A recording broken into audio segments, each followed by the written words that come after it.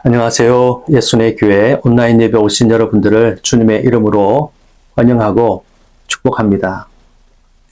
오늘 함께 드릴 시편 찬송은 시편 46편 1절로 3절 말씀입니다. 하나님은 우리의 피난처시요 힘이시니 환난 중에 만날 큰 도움이시라. 그러므로 땅이 변하든지 산이 흔들려 바다 가운데 빠지든지 바닷물이 솟아나고 뛰놀든지 그것이 넘침으로 산이 흔들릴지라도 우리는 두려워하지 아니하리로다. 아멘. 오늘 하나님께서 우리에게 주시는 말씀은 신약성경 히브리서 11장 7절 말씀입니다.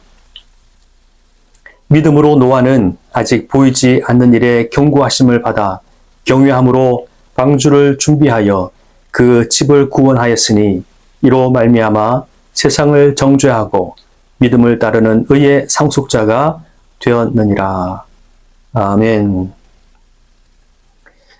현재 우리나라의 창업한 업체의 66.2%는 5년 내에 폐업하는 것으로 나타났습니다. 특히 음식업, 숙박업의 경우는 생존율이 더 낮다고 합니다. 작년 기준 한 해에 폐업한 자영업자의 폐업 신고가 100만 건이 넘은 것으로 알려졌습니다. 원인은 여러 가지가 있는데요. 첫 번째는 과잉 경쟁과 시장 포화입니다. 두 번째는 준비 부족입니다. 세 번째는 비용 부담과 수익성 악화이고요. 네 번째는 구조적인 변화, 특히 소비 트렌드, 플랫폼의 변화에 대한 적응 실패가 그 원인으로 알려져 있습니다. 누구도 폐업할 것을 기대하고 상상하고 창업하는 사람은 없을 것입니다. 그러나 현실은 마음대로 뜻대로 되지 않는 것을 보게 되는 것입니다. 기대와 정반대의 상황이 펼쳐지게 된 것입니다. 이로 인해서 한숨 짓게 되고 또 좌절하고 낙심하는 사람들이 많이 있습니다. 우리가 사는 삶의 모든 일에는 이처럼 원인이 있고 그 원인에 따른 결과가 있기 마련입니다. 우리는 노아가 살던 시대에 전무후무한 홍수 사건이 일어났던 것을 잘 알고 있습니다. 왜 온 세상을 쓸어버리는 홍수가 당시에 일어났을까요? 당시 노아가 살던 시대의 사람들은 장수했습니다. 평균 수명이 900세가 넘었습니다. 지금으로는 상상할 수 없는 참으로 긴 세월을 살았던 그러한 시대였습니다. 창세기 6장 2절에 보면 홍수 사건의 원인을 말씀하고 있는데요. 하나님의 아들들이 사람의 딸들의 아름다움을 보고 자기들이 좋아하는 모든 여자를 아내로 삼는지라. 이 말씀이 바로 노아 시대에 홍수가 일어난 원인으로 지목하고 있습니다. 기상이변이나 오존층 파괴가 홍수의 원인이 아니라 바로 인간 세상의 타락이 그 원인이라고 하나님께서 말씀하고 있습니다. 하나님의 아들들이 사람의 딸들을 아내로 삼았기 때문에 홍수가 일어나게 되었다는 사실입니다. 여기서 하나님의 아들들을 가리켜서 혹자는 타락한 천사들이다. 또 경건한 셋의 후손들이다. 당시 왕족이나 권력층이다라고 해석하기도 합니다. 분명한 사실은 하나님께 속한 하나님의 자녀들이 하나님의 뜻을 저버리고 세상과 연합했다는 사실입니다. 당시 그 땅에는 네피림이 있었는데요. 이 네피림은 떨어진 자들, 쓰러뜨리는 자들, 폭군, 거인이라는 의미를 담고 있습니다. 즉, 그들은 타락한 자들을 상징하는 단어입니다. 하나님의 아들들이 사람의 딸들을 아내로 삼아서 네피림을 낳게 되었다는 것입니다. 하나님의 아들들이 사람의 딸들과 연합하여서 경건한 자들을 낳은 것이 아니라 폭군, 세상을 쓰러뜨리고 넘어뜨리는 타락한 자들을 낳게 되었다는 사실입니다. 이로 인해서 하나님의 심판이 임하게 되었고 그들 가운데 홍수가 임하게 된 것입니다. 창세기 6장 3절 말씀에는 이렇게 말씀하고 있습니다. 여호와께서 이르시되 나의 영이 영원히 사람과 함께하지 아니하리니 이는 그들이 육신이 됨이라. 그러나 그들의 날은 120년이 되리라 하시니라. 하나님의 심판이 임한 이유가 무엇입니까? 하나님의 영이 떠나게 되었고 이제 그들이 육신이 되었기 때문에 그렇습니다. 하나님의 영이 함께하지 않는 상태가 바로 육신의 상태입니다. 육신의 상태에 있는 인간에게 하나님은 120년이라는 한계를 분명하게 지어 주셨습니다. 이 말씀에 대해서도 두 가지 해석이 있는데요. 하나는 인간의 수명이 장차 120년이 될 것이다 라는 것과 또 하나는 120년 뒤에 홍수가 임하게 되고 하나님의 심판을 받게 된다는 것을 의미합니다. 이 둘 다 의미가 있는 것이라고 할 수 있습니다. 여러분 야고보서 4장 4절 말씀에 이렇게 말씀하고 있는데요. 가늠한 여인들아 세상과 벗된 것이 하나님과 원수됨을 알지 못하느냐. 그런즉 누구든지 세상과 벗이 되고자 하는 자는 스스로 하나님과 원수가 되는 것이니라.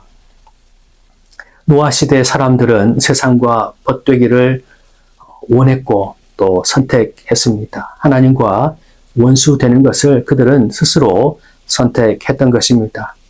디모데후서 3장 1절 5절에 보면 말세에 일어날 사람들의 모습을 그려주고 있는데요. 이렇게 말씀하고 있습니다. 너는 이것을 알라. 말세에 고통하는 때가 이르러 사람들이 자기를 사랑하며 돈을 사랑하며 자랑하며 교만하며 비방하며 부모를 거역하며 감사하지 아니하며 거룩하지 아니하며 무정하며 원통함을 풀지 아니하며 모함하며 절제하며 절제하지 못하며 사나우며 선한 것을 좋아하지 아니하며 배신하며 조급하며 자만하며 쾌락을 사랑하기를 하나님 사랑하기 하는 것보다 더하며 경건의 모양은 있으나 경건의 능력은 부인하니 이 같은 자들에게서 내가 돌아서라. 말세 일어날 사람들의 모습을 그려주고 있는데요. 노아가 살던 그 시대의 시대상을 그대로 표현하는 말씀이라 할 수 있습니다. 그런 철저하게 하나님과 원수되는 그러한 삶의 모습을 가지고 있었던 것입니다. 모든 사람들이 이렇게 살아가고 있다면 아마도 사람들은 당연히 그렇게 살아가는 것이 당연하다고 마땅하다고 생각하고 살아갔을 것입니다. 그런데 노아는 그 시대 사람들과 전혀 다른 인생을 살았던 것을 우리가 발견하게 됩니다. 창세기 6장 8절 9절에서는 노아에 대해서 이렇게 말씀하고 있습니다. 그러나 노아는 여호와께 은혜를 입었더라. 이것이 노아의 조건이라. 노아는 의인이요 당대의 완전한 자라. 그는 하나님과 동행하였으며. 하늘이 무너져도 솟아날 구멍이 있다. 그런 속담이 있습니다. 당시 시대상은 하늘이 무너지는 상황이었습니다. 세상에 아무런 수망도 희망도 없는 그러한 죄악이 관영한 그러한 세상이었습니다. 멸망받을 수밖에 없는 그러한 세상이었습니다. 그러나 노아는 솟아날 구멍이 되었다는 사실입니다. 어떻게 이러한 역사가 노아의 삶에 일어날 수 있었을까요? 오늘 성경은 그 비밀을 우리에게 말씀해 주고 있습니다. 노아를 가리켜서 믿음으로 믿음의 사람이었다라고 노아를 이야기하고 있습니다. 또한 창세기 6장 8절에서는 노아는 여호와께 은혜를 입었다. 그렇게 말씀하고 있습니다. 이런 믿음이란 하나님의 은혜의 사건입니다. 하나님의 은혜로 노아는 믿음을 갖게 되었고 이 믿음을 세상 모든 사람들이 살아가는 삶의 모습과는 비교할 수 없는 가치 있는 것으로 귀한 것으로 여기고 소중하게 여기고 살았다라는 사실입니다. 이런 믿음은 참으로 신비하고 놀라운 것입니다. 다수의 사람, 모든 사람들, 세상의 물결도 사람들의 모든 생각도 다 헤쳐나갈 수 있는 힘이 이 믿음 안에 있다는 것을 노아는 보여주고 있습니다. 99.99%의 사람들이 하는 말과 생각도 거스르고 나아갈 수 있는 힘이 바로 이 믿음 안에 있다는 것을 노아는 보여주고 있습니다. 여러분, 믿음은 하나님의 선물입니다. 여러분, 예수 그리스도를 믿으십니까? 하나님께서 살아계심을 믿으십니까?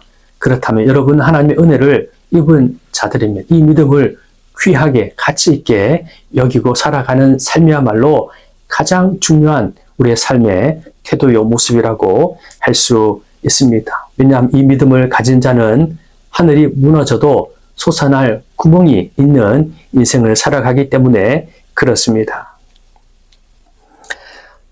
오늘 성경에서 보이지 않는 일에 경고하심을 노아가 받았고 그는 경외함으로 방주를 지었다. 그렇게 오늘 성경은 말씀하고 있습니다. 믿음이란 보이지 않는 일에 경고하심을 받는 것입니다.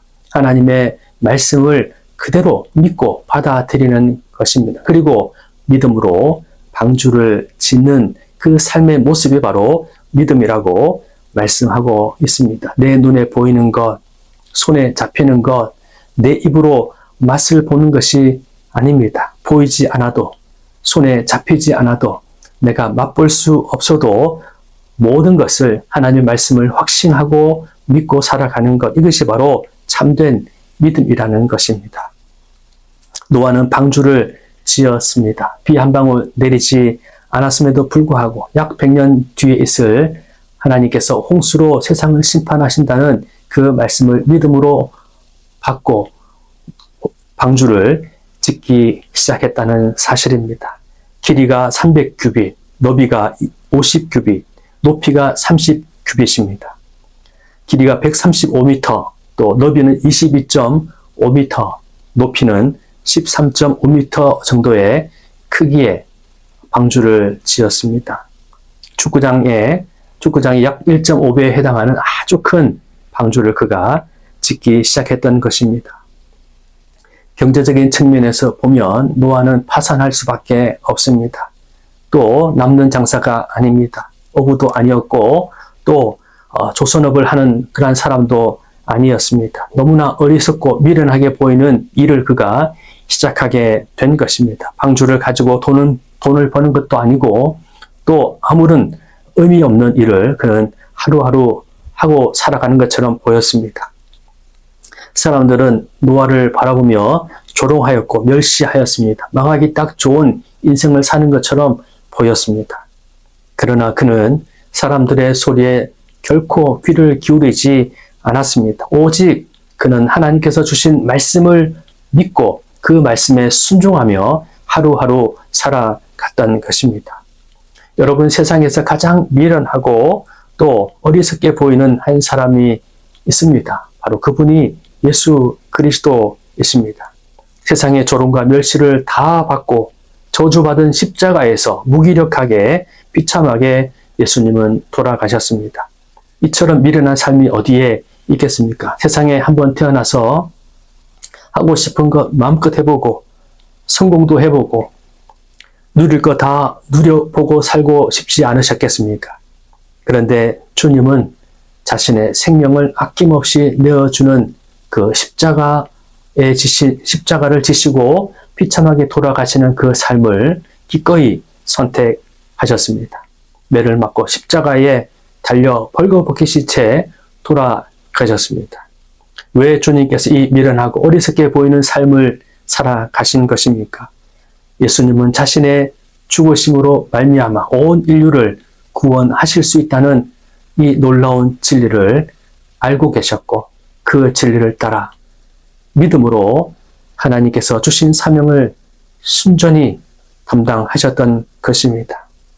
자신의 생명으로 온 인류를 구원할 방주가 친히 되셨던 것입니다. 노아는 이 방주를 지었고 방주에 오르게 되었습니다. 여러분, 우리가 믿는 예수 그리스도께서 바로 우리의 방주이십니다. 여러분, 방주를 튼튼히 지으시기를 바랍니다. 하나님의 말씀대로 하나님의 뜻대로 우리가 이 방주를 지어야 합니다. 그 방주에 들어가야 합니다. 예수 그리스도 안에 있는 자는 바로 방주에 들어간 자입니다. 주님 안에 거하는 인생이고 또 구원이 바로 거기에 있다는 사실입니다. 우리가 베드로후서 2장 5절을 펼치며 이렇게 말씀하고 있습니다. 옛 세상을 용서하지 아니하시고 오직 의를 전파하는 노아와 그 7 식구를 보존하시고 경건하지 아니한 자들의 세상에 홍수를 내리셨으며.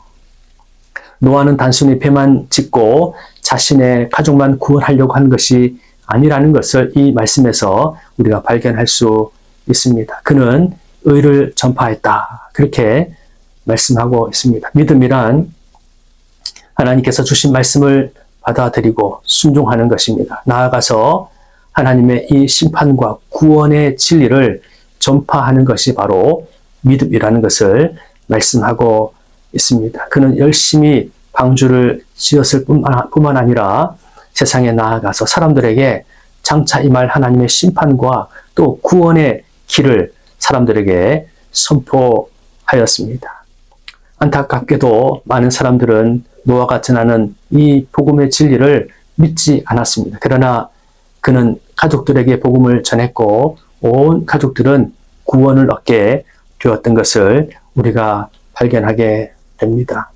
믿음으로 살아가는 자는 복음에 빚진 자들입니다. 먼저 가족들에게 복음을 전해야 합니다. 온 가족들이 나로 말미암아 예수 그리스도를 믿고 구원에 이를 수 있도록 우리가 열심을 다해서 복음을 전해야 합니다. 때를 얻든지 못 얻든지 우리는 세상에 나아가서 또 온 열방 가운데 나아가서 복음을 전하는 자가 되어야 합니다. 이것이 바로 믿음으로 사는 삶이기 때문에 그렇습니다. 이런 복음을 전파하는 것은 아주 적극적인 믿음의 행위이고 믿음의 삶이라는 것입니다. 탕자가 거지의 모습으로 아버지 집에 회개하면서 돌아왔을 때에 아버지는 달려가서 그 아들의 목을 끌어안고 집으로 데려와서 가장 먼저 한 일이 무엇인지 여러분 기억하십니까? 누가복음 15장 22절 말씀에 보면 이렇게 말씀하고 있습니다. 아버지는 종들에게 이르되 제일 좋은 옷을 내어다가 입히고 손에 가락지를 끼우고 발에 신을 신기라.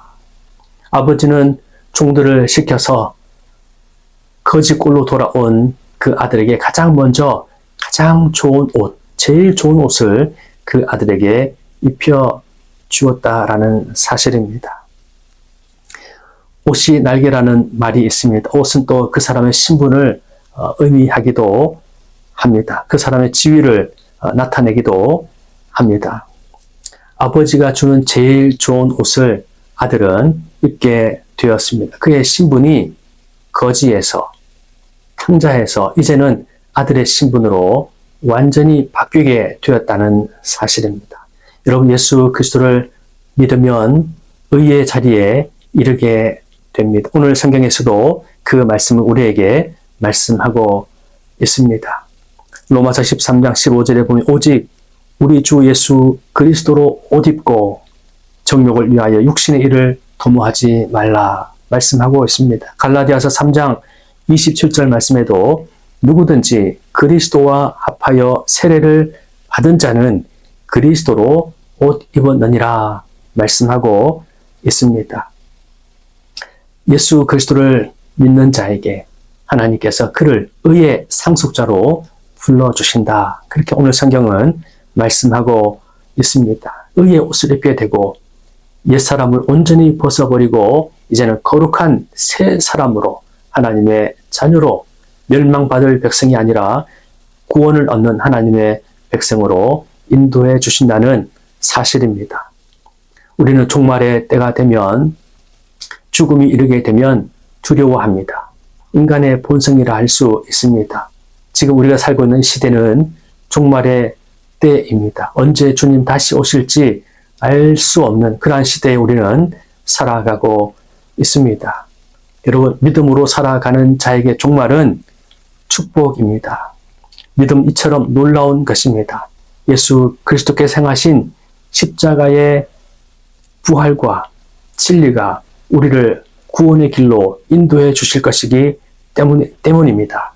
여러분 예수님을 나의 구세주로 믿고 고백하시고 부르고 살아갈 수 있기를 바랍니다. 이 믿음은 참으로 가치 있고 놀라운 것입니다. 이 복음을 전파하며 사는 적극적인 신앙인의 삶을 살아가실 수 있기를 바랍니다.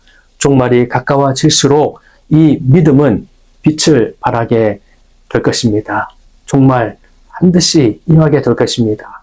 믿음을 가진 자 결코 두려움으로 종말을 맞이하는 것이 아니라 기쁨으로 감사함으로 주님을 맞이하게 될 날이 반드시 오게 될 것입니다. 기도하겠습니다.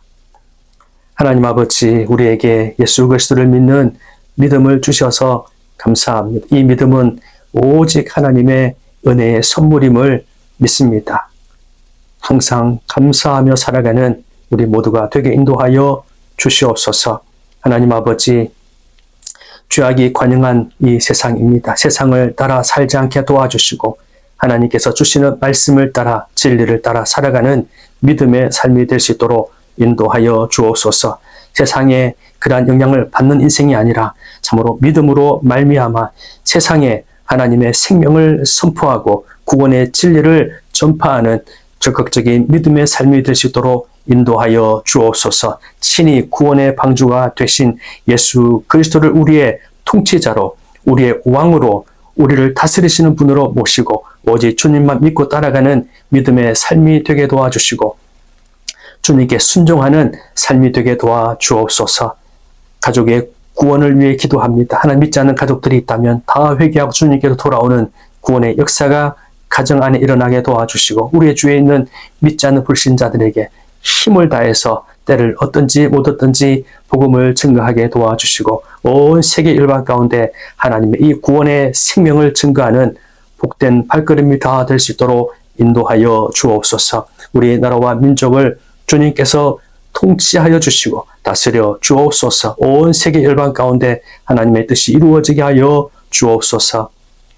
이제는 우리 구주 예수 그리스도의 크신 은혜와 하나님 아버지의 무한하신 그 놀라우신 사랑과 성령의 교통하시며 역사하시며 충만하심이 예수님의 교회 모든 구독자들과 함께 예배하는 주의 모든 거룩한 백성들 위에 이제로부터 영원토록 함께 하옵시기를 간절히 축원하옵나이다. 아멘.